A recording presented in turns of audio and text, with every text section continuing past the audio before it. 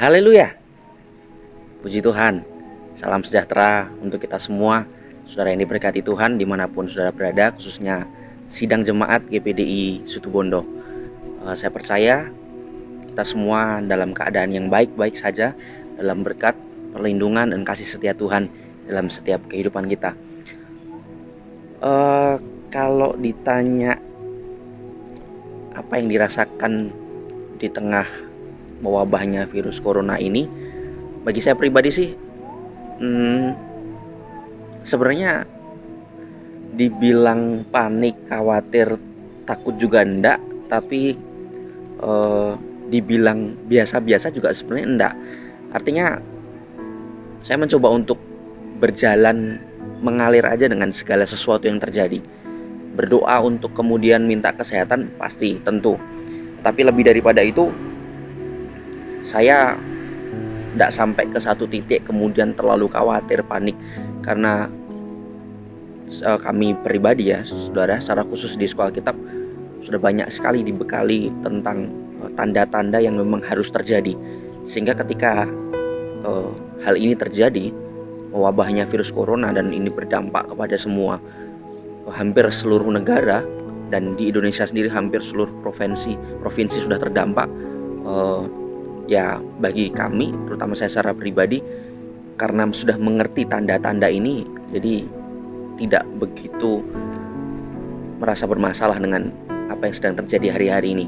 Tapi saya punya perenungan beberapa hari ini saudara, terutama dalam beberapa minggu ketika virus corona ini menyebar, bahkan sudah sampai di daerah-daerah tertentu, bahkan sampai di Situbondo.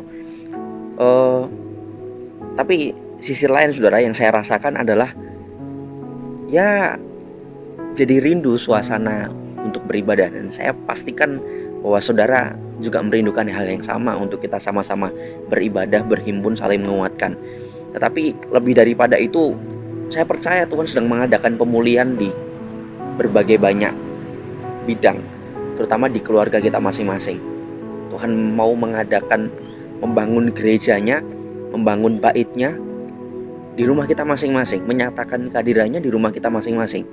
Sebab kita tahu bahwa bait Roh Kudus itu bukan hanya bicara gedung gereja, tetapi bait Roh Kudus itu juga bicara setiap hati kita, setiap kehidupan kita. Kita ini adalah bait Roh Kudus, kata 1 Korintus. Oleh sebab itu, mari jangan hanya kejar hadirat Tuhan saat kita ada di gereja, karena hadirat Tuhan mampu menjangkau saudara dimanapun saudara berada. Di rumah, pekerjaan, di sekolah, dimanapun kita berada, hadirat Tuhan sanggup menjangkau kita. Ada beberapa hal yang saya renungkan beberapa hari ini saudara.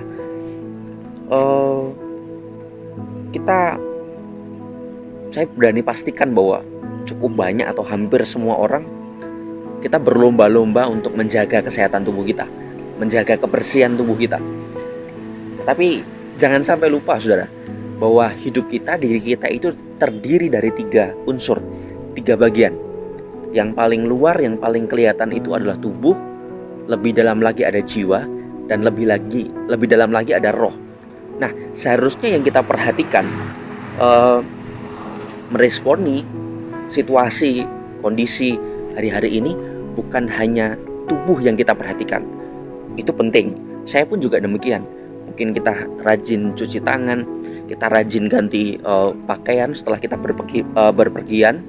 Kita mungkin juga seperti apa yang digalakkan pemerintah, social distancing, atau apapun itu yang itu berkaitan dengan fisik kita, dengan tubuh kita. Itu sangat penting sudah. Tapi ada bagian lebih dalam dari itu yang kita juga tidak boleh lupa. Kenapa orang bisa menjadi stres? Kenapa orang bisa menjadi sehari-hari dia dipenuhi dengan rasa bingung, rasa bimbang, rasa bosan? Karena jiwanya juga tidak diperhatikan. Nah, bagaimana cara kita merawat jiwa kita? Oke, memang kita ada di rumah saudara, tidak bisa terus kemudian kita berlibur, kita jalan-jalan, karena jiwa ini meliputi ada pikiran, ada perasaan, dan ada kehendak. Nah, kita harus juga memperhatikan aspek jiwa ini. Bukan hanya tubuh yang kita perhatikan dengan menjaga kebersihan atau kesehatan tubuh kita, tapi kita juga menjaga jiwa kita. Artinya kita bisa lakukan hal-hal aktivitas ringan seperti mungkin nonton televisi, nonton film di YouTube, atau sekedar bercanda dengan anggota keluarga yang lain. Yang penting untuk merefresh perasaan kita, pikiran kita, supaya kita tidak stres, supaya kita tidak bingung, supaya kita tidak bosan. Tetapi yang tidak kalah penting, dan menurut saya ini paling penting, sebab ini mengerjakan apa yang kekal, bukan apa yang sementara ini, yaitu adalah bagian terdalam dari kehidupan kita, yaitu roh. Nah, kita harus perhatikan roh kita. Bagaimana cara kita memperhatikan roh kita? Jangan lupa, saudara, roh kita juga butuh makanan. Jangan kita sibuk menjaga kebersihan kesehatan tubuh kita. Jangan kita sibuk kemudian merefresh diri kita dengan nonton TV dan sebagainya. Tetapi kita juga harus, dan ini yang penting dalam setiap kehidupan kita, kita perlu untuk menjaga, merawat roh kita, yaitu dengan kita berdoa, dengan kita beribadah mungkin bersama dengan keluarga, karena keterbatasan kita tidak bisa ibadah di gereja. Ibadah bersama dengan keluarga, membaca firman Tuhan, pujian penyembahan yang kita bangun setiap hari di rumah, itu juga tidak kalah penting dari segala sesuatu yang bersifat tubuh atau fisik. Pertanyaan yang muncul, saudara, dalam benak saya ketika semuanya ini terjadi tentang virus corona, mulai dari Wuhan dan kemudian berdampak hampir di seluruh negara. Pertanyaan yang muncul dalam benak saya hari-hari ini, atau bahkan semenjak virus ini mulai menyebar, adalah seberapa siap kita menghadapi sesuatu yang lebih besar dari sekedar virus corona ini. Saya bukan berarti mau meramalkan yang buruk tentang masa depan, saudara. Tidak. Tetapi Alkitab yang sudah menjelaskan itu sendiri, bahwa dari hari ke hari dunia ini tidak akan semakin membaik, bahkan dikatakan semakin rusak dan akan semakin menuju kepada kebinasaan. Sehingga penyakit corona ini, mengapa saya katakan tadi bahwa saya tidak begitu khawatir, tidak begitu panik, karena saya tahu ini hanya sebagian kecil, dan ada yang lebih besar mungkin nanti menanti kita di depan sana, dan kita tidak tahu apa itu, kapan waktunya. Mungkin kita bisa mencoba untuk menghindari virus corona ini, tetapi mau tidak mau ada hal yang akan menanti. Entah penyakit, entah apapun nanti di depan sana, ada yang akan menanti kita. Pertanyaannya adalah, seberapa kita siap menanti apa yang lebih besar dari sekedar virus corona ini? Berkaca dari iman kita sekarang, berkaca dari kehidupan rohani kita sekarang, berkaca dari kehidupan pengiringan kita kepada Tuhan sekarang. Ketika virus corona ini menyerang, bagaimana kehidupan rohani kita? Lalu kemudian kita hubungkan, kalau hari-hari ini pun kehidupan rohani kita tidak siap untuk menghadapi virus corona ini. Seberapa siap kemudian ketika nanti ada virus-virus berikutnya, ada penyakit-penyakit berikutnya, bahkan ada bencana-bencana alam berikutnya, ada peperangan-peperangan berikutnya yang menanti setiap kehidupan kita. Mengapa, saudara? Saudara bisa baca dalam Wahyu pasal 6. Di sana ada pembukaan 6 meterai. Nah, keterbatasan waktu, saudara, saya tidak bisa jelaskan satu persatu dari meterai ini. Tetapi meterai satu sudah dibuka, yaitu meterai pertama, yaitu kuda putih. Dan itu digenapi, itu terjadi ketika gereja mulai bergerak melalui pertolongan Roh Kudus dan mulai berkembang, mulai bangkit melalui pertolongan Roh Kudus, karena di sana adalah kemenangan. Di sana dicatat dalam Wahyu pasal 6. Meterai kedua adalah meterai kuda yang ditunggangi itu berwarna merah padam. Nah, ini bicara soal peperangan. Peperangan juga sudah terjadi. Peperangan Perang Dunia 1, 2, dan tidak berhenti sampai di situ. Kalau kita lihat, peperangan ini terus berlanjut sampai sekarang ini. Bahkan yang terakhir, Israel dengan Palestina pun masih ada gejolak di sana. Kita lihat peperangan antar satu negara dengan negara yang lain. Beberapa waktu lalu Amerika dan yang lain itu mengalami peperangan. Meterai ketiga adalah kuda hitam. Ini bicara soal kematian, bicara soal kelaparan yang akan terjadi. Dan kemudian meterai yang keempat ini adalah kuda hijau kuning. Nah, ini bicara soal kematian yang diakibatkan oleh, terutama kalau kita baca Wahyu pasal 6, nanti kita akan ketemu ada yang terjadi adalah kematian akibat penyakit sampar. Nah, ini yang sedang terjadi hari-hari ini, saudara. Nah, meterai keempat ini pun kita sudah lewati ini, sebab penyakit sampar ini sudah terjadi beberapa waktu yang lalu. Penyakit kematian secara massal yang terjadi akibat penyakit ini sudah terjadi beberapa waktu yang lalu. Kita tahu itu bersama. Dan meterai kelima ini adalah kematian para mati syahid atau para martir ini mengalami kematian. Meterai keenam gempa bumi, dan meterai ketujuh nanti pernikahan gereja. Nah, yang perlu kita bersama-sama ketahui, meterai kedua, ketiga, dan keempat, kelima, dan keenam ini akan terus berlangsung ketika meterai itu dibuka sampai kepada kedatangan Tuhan Yesus yang kedua kali. Artinya kita sudah melewati meterai keempat. Kita sekarang ada di meterai ke 5 menuju ke 6. Kita sudah mulai memasuki meterai kelima, yaitu kematian para martir, kematian para syahid, orang-orang yang membela nama Tuhan sampai mereka mengorbankan nyawa mereka untuk Tuhan. Dan ini kita mau menuju ke meterai ke-6. Dan kita tahu bersama, saudara, bahwa kita sudah melewati meterai yang keempat itu, yaitu tentang penyakit sampar, penyakit yang membinasakan cukup banyak populasi dari manusia. Itu sudah berlangsung. Tetapi kenapa masih terjadi? Karena sekali lagi, meterai kedua, ketiga, keempat, kelima, dan keenam ini akan terus berlangsung sampai kedatangan Tuhan Yesus yang kedua kali. Jadi saudara, mau tidak mau kita tidak bisa menghindari hal-hal seperti ini. Kalau kita mau menghindari sekarang, mungkin siapa tahu tahun depan ada sesuatu yang muncul itu lebih besar, lebih rumit, dampaknya lebih meluas, kita tidak tahu. Jadi yang lebih terpenting itu menjaga kebersihan tubuh, kesehatan diri kita itu penting. Tapi bagi saya yang lebih penting adalah mempersiapkan diri kita untuk menanti, untuk menyambut hal yang lebih besar, yang atau kita tidak tahu lebih ringan atau lebih besar, tapi pasti itu akan terjadi. Karena itu akan terjadi dari hari ke hari, dari tahun ke tahun, sampai Tuhan Yesus datang kedua kali. Persiapkan diri kita baik-baik, saudara. Berjaga dan waspada secara fisik yang kelihatan itu tidak lebih penting, saudara, penting, tetapi tidak lebih penting dari berjaga secara metafisik yang tidak kelihatan. Yang saya katakan tadi, roh kita, kehidupan rohani kita, membangun diri kita, persekutuan kita dengan Tuhan, itu tidak kalah penting dengan menjaga tubuh kita, kesehatan, kebersihan diri kita. Dan hari-hari ini yang terjadi, saudara, kita tahu bersama, pembatasan atau pengurangan, bahkan mungkin sudah bukan pengurangan lagi, saudara, sudah pembatasan pertemuan-pertemuan secara komunal di gedung-gedung ibadah secara khusus, saudara. Itu memaksa kita harus ada di rumah, beribadah, mengalihkan ibadah itu di rumah. Yang saya mau sampaikan, saya bukan menakut-nakuti, tapi pembatasan yang dilakukan ini sekarang, ini pembatasan yang mungkin bagi kita biasa-biasa aja. Dalam artian tidak sampai mencekam kita.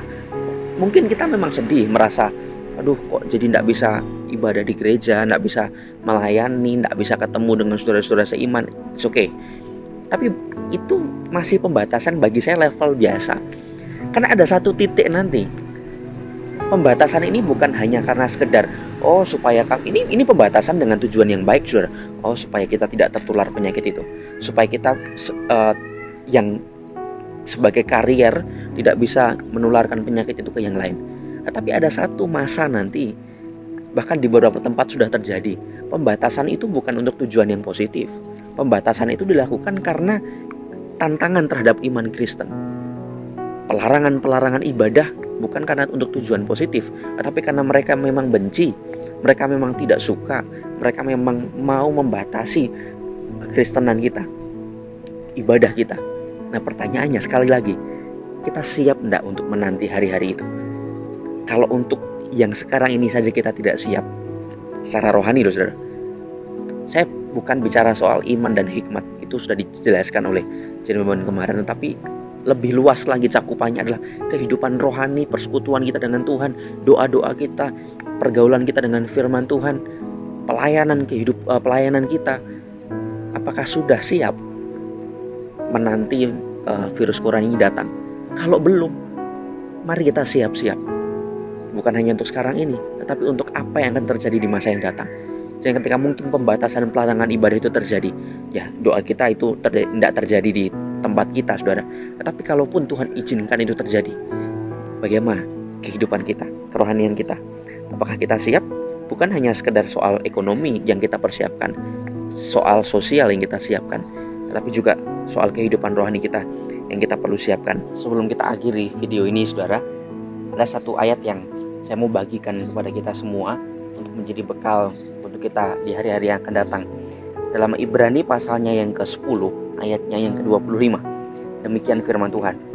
Janganlah kita menjauhkan diri dari pertemuan-pertemuan ibadah kita, seperti dibiasakan oleh beberapa orang. Tetapi marilah kita saling menasehati dan semakin giat melakukannya menjelang hari Tuhan yang semakin dekat. Mengapa penulis Ibrani menekankan untuk tidak menjauhkan diri dari pertemuan-pertemuan ibadah? Karena pada waktu itu ada tekanan, ada intimidasi dari dua kelompok, kelompok Romawi maupun kelompok Yahudi. Ini yang membuat orang-orang Ibrani pada waktu itu mencoba mengundurkan diri dari pertemuan-pertemuan ibadah. Itu mereka mengundurkan diri karena ada ancaman, ada intimidasi. Hari-hari kemarin kita bisa beribadah dengan bebas, bukan? Pertanyaannya, apakah kita giat untuk kita menghadiri pertemuan-pertemuan ibadah, atau sebaliknya kita justru menghindari, menjauhkan diri kita dari pertemuan-pertemuan ibadah? Ini menjadi satu hal yang penting untuk direnungkan bersama, saudara.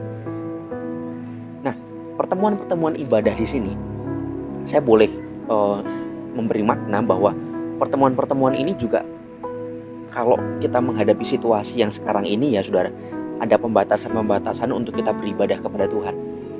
Jadi pertemuan-pertemuan ibadah bukan hanya dalam lingkup gereja, tetapi mungkin pertemuan-pertemuan itu bisa kita lakukan melalui grup-grup. Dalam kondisi-kondisi saat-saat seperti ini, saudara, dalam grup-grup, dalam chat kita dengan sesama kita, dengan keluarga, dengan teman, rekan sepelayanan, rekan kerja, dan lain sebagainya. Atau di media sosial dengan status yang kita pasang, dengan video atau artikel atau apapun yang kita bagikan. Jangan sampai kita menghindari itu, saudara, tapi kita makin giat melakukannya untuk kita menasehati satu dan yang lainnya. Tetapi kalau pun nanti semua ini sudah berakhir dan kita kembali lagi punya kebebasan untuk kita beribadah kepada Tuhan secara komunal di gereja, mari jangan menjauhkan diri kita dari pertemuan-pertemuan ibadah itu. Dan pesan firman Tuhan justru dikatakan kita harus semakin giat melakukannya. Sebab kenapa, saudara? Menjelang hari Tuhan yang semakin dekat. Kan hari Tuhan sudah semakin dekat. Apa yang kita perlu lakukan selain kita menjaga setiap kehidupan rohani kita, yaitu dengan salah satunya dengan pertemuan-pertemuan ibadah yang kita lakukan di gedung-gedung gereja, di dalam pertemuan-pertemuan, dalam persekutuan-persekutuan, dalam rayon-rayon, dalam keluarga kita masing-masing. Dan ya, hari ini kita memanfaatkan teknologi di media sosial, di segala macam aplikasi, kita bisa terlibat di dalamnya untuk kita saling menguatkan satu dan yang lainnya.